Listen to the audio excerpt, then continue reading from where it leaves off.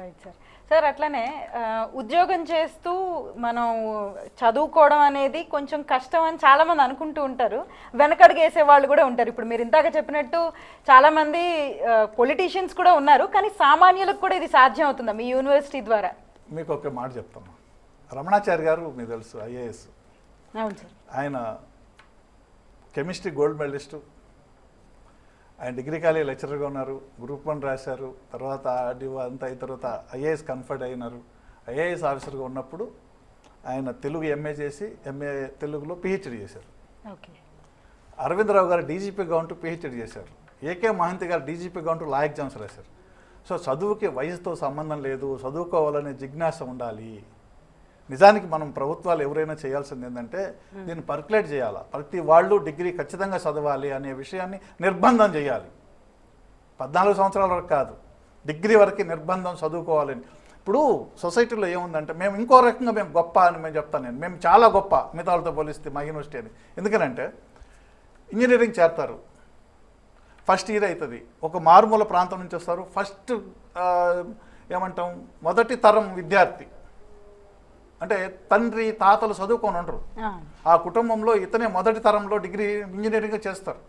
చేరిన తర్వాత అక్కడ ఇంగ్లీష్ మీడియము, వాళ్ళు చెప్పేది అర్థం కాదు, తర్వాత ఒక బ్రిడ్జ్ కోర్స్ లాంటిది ఏమి ఉండదు, అర్థమవుతున్న వాళ్ళ అర్థం కాని వాళ్ళ పట్టించుకోరు. ఫస్ట్ ఇయర్లో 4 పేపర్లు పోతాయి. న్యూనతతోటి, ఆత్మ న్యూనతతోటి వదిలేస్తారు. లేదా కాలేజీకి సక్రమంగా పోలేరు, పని చేస్తే కానీ ముక్తి గడవదు, ఈ పనులకు వెళుతూ అటెండెన్స్ తక్కువ వస్తుంది, డ్రాప్ అవుట్ అవుతారు. వీళ్ళందరినీ మేము హక్కును చేర్చుకుంటున్నాం. మా దగ్గర వచ్చి డిగ్రీ చేరండి. ఫస్ట్ ఇయర్ పాస్ అయ్యారా, వచ్చి మా దగ్గర చేరండి. ఫస్ట్ ఇయర్ కూడా పాస్ కాలేదా, డిగ్రీ ఫస్ట్ ఇయర్లో చేరండి. అక్కడ ఫస్ట్ ఇయర్ పాస్ అయితే మేము డైరెక్ట్గా సెకండ్ ఇయర్లో లేటరల్ ఎంట్రీలో అడ్మిషన్ ఇవ్వడానికి మేము పాలసీ తీసుకున్నాం. ఇవాళ ఈ రాష్ట్రంలో ఏ కోర్స్ చేస్తూ అయినా సరే డ్రాప్ అవుట్ అయ్యి ఉంటే, ఏ కోర్స్ చేస్తున్న 5 ఏళ్ళు 10 ఏళ్ళ కిందటైనా సరే మీరు చదువుకోవాలనుకునే ఆసక్తి మీకుంటే, చదువుకునే అవకాశం లేకుండా ఉంటే, అది సామాజిక ఆర్థిక కారణాలతో చదువుకు దూరం అయి ఉంటే, మా ఓపెన్ యూనివర్సిటీ తలుపులు తెరుచున్నాయి. మా వెబ్సైట్లో రిజిస్టర్ చేసుకోండి, మా దగ్గర అడ్మిషన్ తీసుకోండి. సో డిగ్రీకి పీజీకి మధ్యలో గ్యాప్ ఉన్నా సరే చక్కగా వెళ్ళి పీజీ 10 ఏళ్ళు 15 ఏళ్ళు. మధ్యాహ్నం మా దగ్గరికి మేడం పేరు మర్చిపోయినా, మా దగ్గర ఎంఏ అయిపోయింది ఇప్పుడు ఆమెకి. ఆమె నెట్లో 95%తో క్వాలిఫై అయ్యారు. పిహెచ్డి చేరాలని నా దగ్గర మాట్లాడడానికి వచ్చారు మధ్యాహ్నం 2:30 గంటలకి. ఆమె వయసు ఎంత? ఆమె 68 సంవత్సరాలు, 68, 67, ఎప్పుడో రిటైర్ అయ్యారు. మొన్న ఎంఏ అయిపోయింది. ఒక కాల్ తీసుకుందాం సార్. హలో. హలో, నమస్తే అండి, మీ పేరు, ఎక్కడి నుంచి మాట్లాడుతున్నారు? నమస్తే మేడం, నా పేరు శశి, నేను హైదరాబాద్ నుంచి మాట్లాడుతున్నాను. శశి గారు చెప్పండి. సార్ నమస్కారం సార్.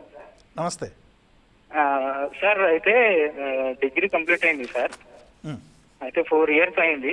అయితే ఎంబీఏ ఇట్లాంటివి చేస్తే ఓపెన్ యూనివర్సిటీలో కానీ అంబేద్కర్ యూనివర్సిటీలో కానీ చేస్తే జాబులు వచ్చే అవకాశాలు ఏమైనా ఉన్నాయా సార్? జాబులు తక్కువ వస్తాయి అని వింటున్నాను, పెద్దగా అవకాశాలు ఉండవు అని కూడా వింటున్నాను. ఇట్లా ఓపెన్ యూనివర్సిటీ చేస్తే ఎంతవరకు ప్రయోజనం సార్? మిత్రమా, ఇప్పుడే నేను చెప్పా, ఓపెన్ యూనివర్సిటీ డిగ్రీకి విదేశాలకు వెళ్ళడానికి కూడా ఎలాంటి అభ్యంతరాలు లేవు. అనేక మంది విద్యార్థులు మా వాళ్ళు విదేశాలకు కూడా వెళ్ళారు, అక్కడ చదువు ఉద్యోగాలు సంపాదించుకొని చేస్తూ ఉన్నారు. మన రాష్ట్రంలోనే అనేక మంది ఉన్నత స్థానాల్లో ఉన్నారు. మీకున్నటువంటి శతభిషలు అపోహలు అన్నీ తొలగించుకోండి. మీరు ఎంబీఏ చేరాలి అనుకుంటే ఐసెట్ రాసి ఉంటే ఓకే, లేదంటే ఈ నెల 24వ తేదీ, ఆగస్టు 24వ తేదీ మేము BRAOU ET అని MBA eligibility test, entrance test పెడుతున్నాం.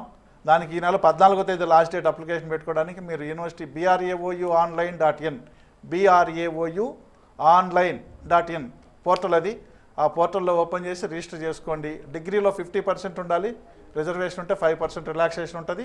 మీరు హాయిగా ఆ ఎంట్రన్స్ రాసి మీరు ఎంబీఏలో కానీ ఎంబీఏ హెల్త్ కేర్ మేనేజ్మెంట్లో అయినా సరే అడ్మిషన్ తీసుకోవచ్చు.